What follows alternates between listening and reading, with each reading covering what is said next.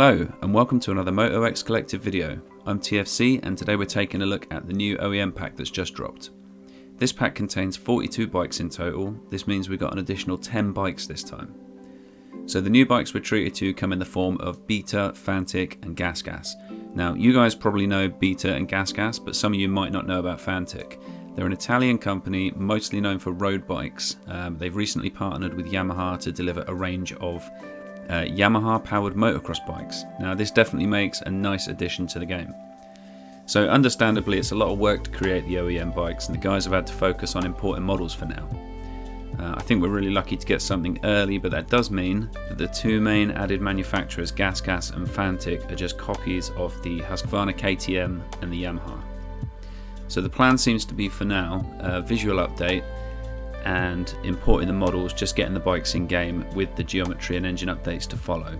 So for now we just have the Gas, which is the equivalent to the Husqvarna. So the MC125 is the TC125, MC250, TC250, and then you have the MC250, 350 and 450F, which are the equivalents to the FC250, 350 and 450.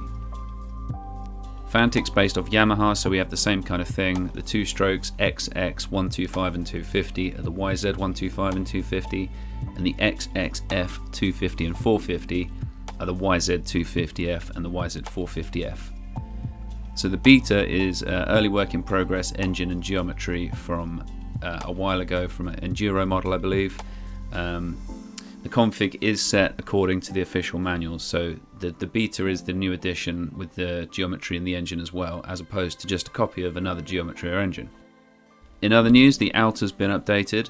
The overclocked map has been updated in MX2 to make it more competitive, which is great. Now, MX Bikes doesn't support regenerative braking currently, so in real life where you do get a longer life out of the battery, in MX Bikes with the same battery life, it dies a lot earlier than you'd expect. So the capacity has been updated to account for that, which will give you longer motos. These fixes should really throw the outer back in the mix and make it more usable against other MX1 and MX2 bikes. Oh yeah, and there's one other thing. The Ride Shop's KX500 KTM build, otherwise known as the Dark Knight. This thing is an absolute monster, and we've had some fun races with the Service Honda, so it's really cool to have another bike in that class. Artist wise, this is only a quick update on this pack, so not going into great detail, but we do have to thank Insane obviously for the importing work, the engine and the geometry work. We've got the Fantic bikes, which are made by MX865, who made the base model. We've got Dizzy A, who made the plastics, and Benji that did the original Yamaha work. The Yamaha 2-strokes got a big plastic overhaul modelled by Vickers, and Vickers also updated the CRF 250 exhaust for the updated plastics version, and also updated the 450 exhaust I believe. Obviously we know these bikes like the 90CR and the KTM's modelled by GeoPanda, the RM 2-stroke and the outer modelled by myself, and we'll go into more detail on all that stuff in a future video.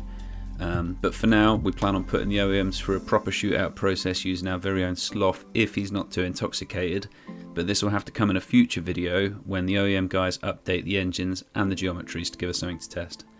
So that's all for now. Enjoy the pack and enjoy the holidays.